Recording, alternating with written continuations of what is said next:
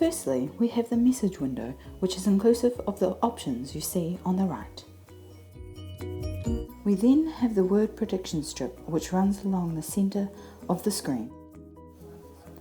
Lastly, we have the keyboard, which is located in the bottom half of the screen. Here we are taking you through the basic construction of a sentence within Predictable. Here you will see that we're using both the keyboard, the numerical keyboard, as well as the word prediction strip. Once construction is finished, you will be able to press speak and utilise the iDevice's amplification. Hello, how are you? The use options on the right include: add phrases will allow you to add your message to any category you like. Email will allow you to send your message to an email recipient. This will utilise Apple's own email software and you'll be able to send to anyone in your contacts. Facebook allows you to update your status. Twitter allows you to send out a tweet.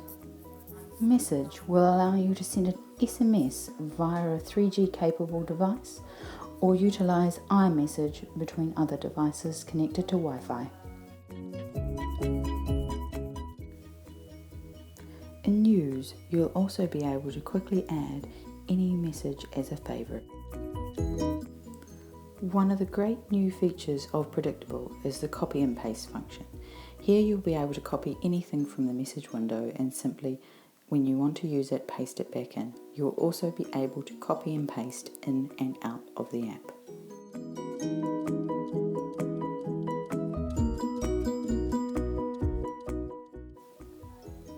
Under Use, you have the clear options. First of all, you can clear the last letter. You can then clear the last word. Alternatively, you can clear all. Under the clear options, you then have phrases. In phrases, you can access into categories. You can also access your history. Under phrases, you then have emote. When pressing emote, you'll bring up a range of options that you can use to emote your sentences. So we have yawn, oh, cough, laugh, kiss, throat, whistle. In Predictable 3, you will find the settings button at the bottom of the screen. Opening this up will bring up all the options for settings within the app. Another option for users, or for those who are not so familiar with the keyboard, is the right pad. You can either use a finger, as shown here, or utilise a stylus. Finally, we have the alert bell in the bottom right-hand corner. To access categories, simply tap on Phrases, Category, and you will be shown a list of all your categories that you have available. You'll be able to add to these categories and utilise them for everyday phrases that you use often.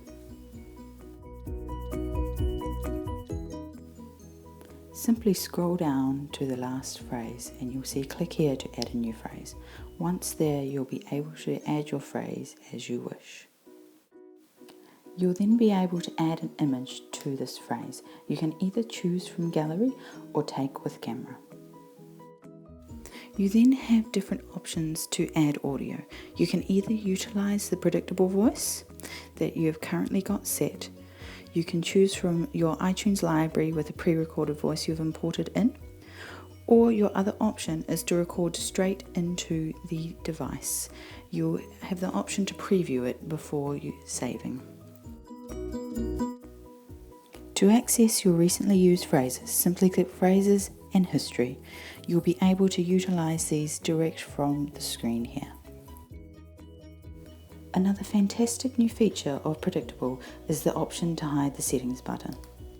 Simply head out of the app by pressing the home button into the settings of the iPad and scroll down until you find Predictable.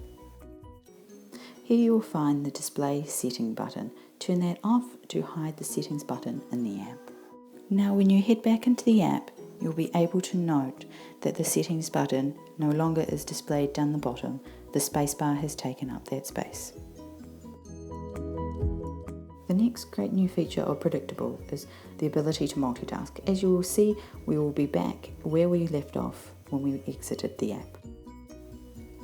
An additional functionality is the mouse cursor within the app. Here you will see we're typing a message where hello has been spelt incorrectly. You'll also see the blinking cursor at the end of the message. We will now be able to go back to hello, and now you'll see the cursor just before how. Now we will be able to edit the mistake. Once finished, we'll be able to place the mouse cursor back at the end and continue. The default access method within Predictable is Direct Touch. You can change this by heading to Access Method in the settings. Touch Anywhere allows the screen to be used as a switch. In Switch Access, you'll be able to utilize one or two switches. In auditory support, you'll have two settings. You'll have Speak when highlighted and double tap to select. Speak when highlighted will speak aloud whatever has been touched. H. Double tap to select means you have to double tap whatever you have selected to put it into the message window. Within Predictable, you'll have a number of voices which you'll be able to utilise, inclusive of UK, Australian and US voices. You'll also then have a choice of pitch and speed rate. In Touch Anywhere and Switch Access, you will be able to email as well. Here are the settings you'll be able to utilise. In Features, you have a number of settings, inclusive of the dictionary language, UK or US English, write pad language, speak or publish, also clear after speak. Use options denotes what is going to be set to the use under speak. You can either have one or all. This is the same for clear phrases and emote options. You'll also have the chance to save history, access emote and alert message delay. Keyboard options include the option to display the right pad key, as well as the favourites key, as well as changing the keyboard caps to lowercase letters. You will also be able to utilise custom word pronunciation. This is my In this iPad. example, we are using iPad. As you would have heard, it has said this is my iPad rather than iPad. Head into the settings, tap on Add. Here you'll be able to insert the display text as how you would write it. So here is iPad. We will then change the pronunciation text to how you would pronounce iPad. You head back into the This is app, my you'll be able iPad. to hear how iPad is meant to be pronounced. Here we find the backup and restore settings. To back up now, simply enter a name to call your backup, hit OK and your backup will be saved.